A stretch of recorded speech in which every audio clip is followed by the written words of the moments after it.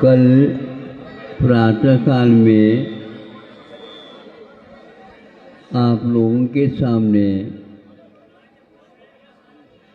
प्रथम प्रतिमा से लेकर के 11वीं प्रतिमा तक के स्वरूप को संक्षेप से 1-2 महीने से करते आया हूँ। सर्वप्रथम नेमावर सिद्ध क्षेत्र में जो पूर्व से संचालित आचार्य ज्ञान सागर महाराज वृत्ति आश्रम चल रहा है, उसमें 20-25 ब्रह्मचारी लोग रहते हैं। उनमें भी 8वीं, 9वीं, 10वीं प्रतिमा और 11वीं प्रतिमा तक की व्यवस्था करके वहाँ पर 25-30 ब्रह्मचारियों का एक प्रकार से विधिवत 11वीं प्रतिमा तक के लिए श्रावकों का व्यवस्थापित किया गया था। इसी का अनुकरण करते हुए वहाँ से हम विहार करके जबलपुर की ओर आए थे। चातुर्मास योग से वहीं पर हुआ और वहाँ पर भी 28 एक साथ शुल्लकों का प्रबंधन हो गया था। जो वृद्ध हैं 7वीं प्रतिमा तक तो आए हैं, वृद्ध है, कभी वृद्धावस्था में बीमारियां होती हैं, पुनः चिकित्सालय में भर्ती होना पड़ता था।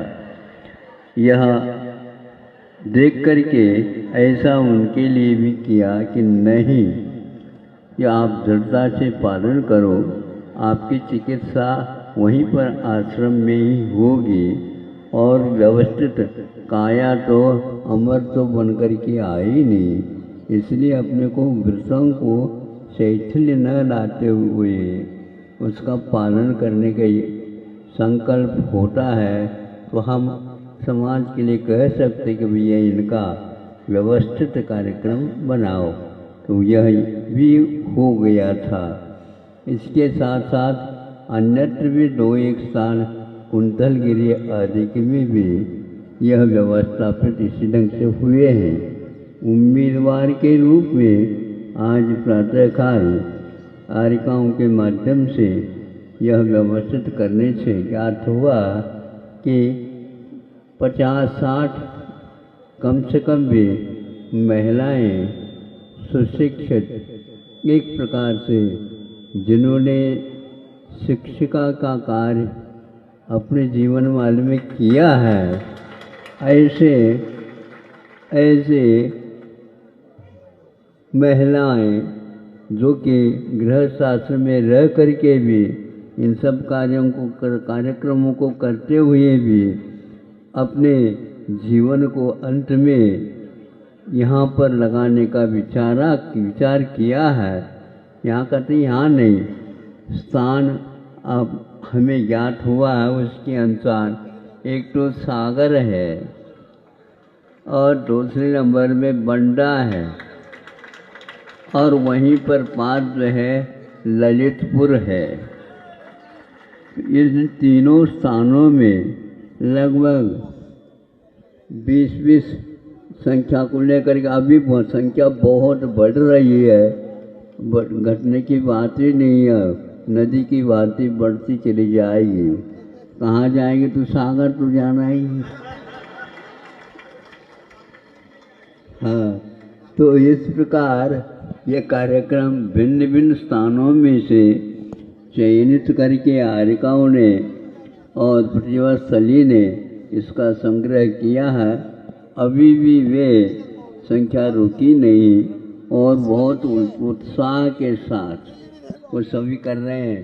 प्रतिभास्थली में जो शिक्षिकाएं हैं, शिक्षिका का कार्य कर रही हैं, उनके परिवार में भी बहुत सारे महिलाएं शिक्षिका बनी थी, वो सब भर्ती हो रहे हैं आप लोगों के लिए संकेत दिया जाता है कि इसी प्रकार आप लोग अपने परिवार में यदि इस प्रकार उनके जीवन को अंत समय में संलेखना पूर्वक और व्रतों का पालन करते हुए आगे के लिए समाज में भी विशेष रूप से संस्कार जो आज बच्चों के लिए समस्याएं हैं, शिक्षक और संस्कार के उन सब को ये सारे आश्रम, इस आश्रम का क्या नाम रखा? साधिकाश्रम।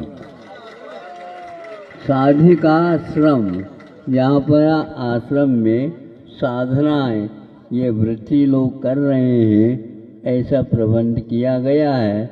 इस कुंडलपुर महा महोत्सव के उपलक्ष्य में यह इस प्रकार किया है। और विशेष और कोई बातें हों तो वह आरिका से पूछ करके आप कर सकते हैं। इतना अवश्य है कि जल्दी में प्रतिमाओं का विकास न करा करके एक सीढ़ी पर उनको व्यवस्थित करते हुए आगे तक 10वीं तक अभी तक पहुँचें, फिर इसके उपरांत हम देखते हैं कि कैसे व्यवस्थित हुआ है क्या नहीं।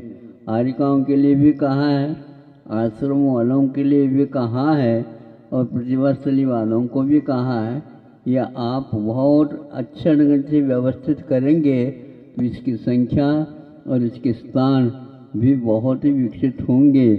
अल्प समय में अभी भी कर्नाटक और महाराष्ट्र में खड़े हैं प्रतीक्षमान स्टेशन पर ट्रेन है जैसे खड़ी होती हैं, लेकिन हमने कहा कि भैया एकदम हम सिटी नहीं बजा सकते